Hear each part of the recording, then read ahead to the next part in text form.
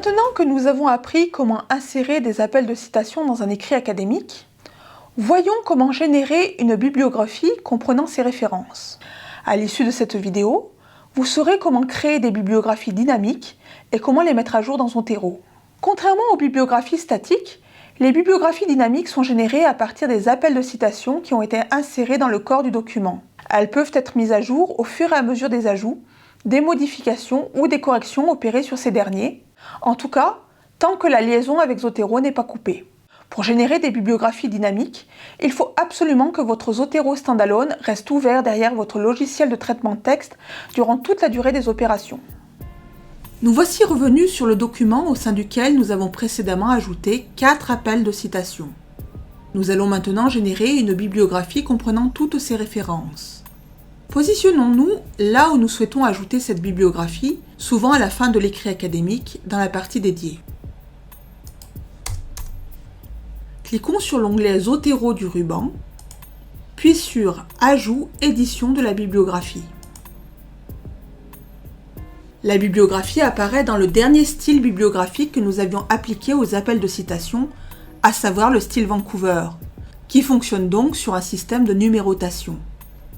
Les références sont donc rangées par ordre d'apparition des numéros d'appels de citation dans le document. On remarquera que Zotero a attribué un même numéro aux 2 appels de citation d'un document identique, comme l'exigent les règles bibliographiques. Et il n'a inséré la référence correspondante qu'une seule fois dans la bibliographie finale.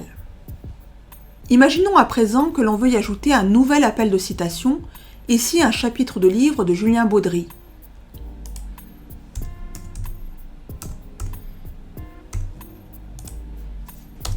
La bibliographie se met alors à jour automatiquement. Si la mise à jour ne s'effectuait pas automatiquement, on pourrait la forcer en cliquant sur l'onglet « Rafraîchir ». Pour supprimer une référence dans la bibliographie, il suffit de supprimer l'appel de citation dans le corps du texte, puis de cliquer sur « Rafraîchir » pour que Zotero prenne en compte cette modification. Pour changer le style bibliographique utilisé dans le document, cliquons sur Préférences du document, puis choisissons celui de notre choix, ici APA 7e édition. Cliquons enfin sur OK.